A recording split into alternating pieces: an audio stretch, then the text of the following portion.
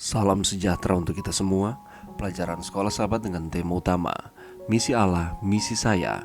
Pelajaran ketiga, Panggilan Allah untuk Misi. Minggu 15 Oktober. Pindah dari zona nyaman kita. Agar dapat menjangkau orang lain, Allah bermaksud supaya kita berpindah dari zona nyaman kita. Kerinduan untuk tetap bersama-sama dengan orang-orang yang sepaham dengan kita, satu suku, dan pergaulan sosial yang sejenis dapat menuntun kita pada cinta diri dan bahkan pada kejahatan. Bahaya ini adalah salah satu pelajaran yang ditarik dari cerita Menara Babel. Bacalah Kejadian 11 ayat 1-9. Apakah maksud dari orang-orang ini? Apakah yang mereka ingin lakukan? Dan mengapa Allah mencegah hal tersebut? Cerita dari orang-orang di Menara Babel menyatakan tentang besarnya ambisi mereka. Mereka berencana untuk membuat sebuah bangunan yang bisa diingat, sebuah kota dan sebuah menara yang belum pernah ada di dunia ini, sebuah menara yang puncaknya sampai ke langit. Dan marilah kita cari nama supaya kita jangan terserak ke seluruh bumi. Kejadian 11 ayat 4. Berapa sering orang-orang zaman ini berusaha melakukan hal yang sama?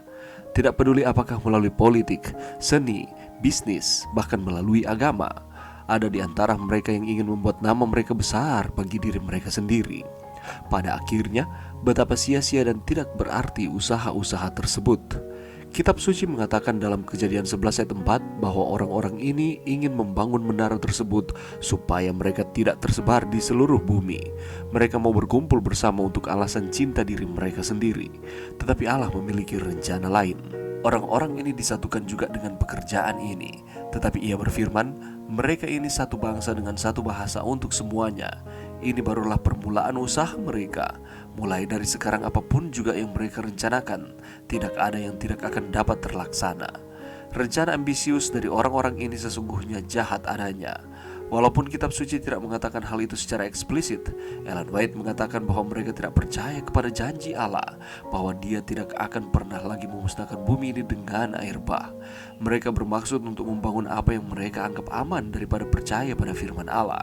Apapun motif utama mereka, Allah mengetahui bahwa tujuan-tujuan mereka tidaklah murni, tetapi diisi dengan ambisi diri. Itulah sebabnya Allah mencegah mereka untuk mencapai tujuan yang sudah mereka tetapkan. Apakah Anda termasuk bagian dari sebuah kelompok atau masyarakat suku tertentu yang membuat Anda merasa lebih nyaman ketika berada di antara mereka? Dalam cara apakah Anda kemungkinan bisa bergaul dengan orang lain yang bukan merupakan bagian dari ras, suku, atau bangsa Anda? Pelajaran yang bisa kita dapatkan pada saat ini, kalau kita membaca di dalam Kejadian pasal 11 ayat 9, di sana dikatakan, itulah sebabnya sampai sekarang nama kota itu disebut Babel, karena disitulah dikacau balaukan Tuhan bahasa seluruh bumi, dan dari situlah mereka diserakkan Tuhan ke seluruh bumi. Saudaraku, dunia kita saat ini semakin hari semakin maju, teknologi juga semakin canggih. Sesungguhnya saat ini dunia kita ini dipenuhi dengan kemegahan dan kegemerlapan. Tiap-tiap negara berlomba-lomba membangun gedung-gedung tinggi atau menara-menara pencakar langit, dan ini benar-benar membuat kekaguman yang luar biasa. Sesungguhnya hal ini sudah dilakukan manusia sejak zaman Adam dan Hawa. Ada tertulis di dalam firman Tuhan di dalam Kejadian 10 ayat 8 dan 9 mengatakan, Nimrod, dialah yang mula-mula sekali orang yang berkuasa di bumi. Ia seorang pemburu yang gagah perkasa di hadapan Tuhan. Sebab itu dikatakan orang seperti Nimrod, seorang pemburu yang gagah perkasa di hadapan Tuhan. Yang dilakukan oleh Nimrod ialah ia memimpin orang-orang untuk membangun sebuah menara setinggi yang mereka dapat usahakan di lembah Tigris Efrat.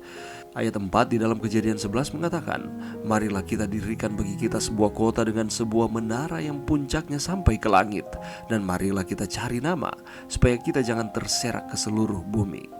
Yang mendasari dibangunnya menara ini adalah untuk meninggikan diri atau kesombongan dan mencari popularitas semata.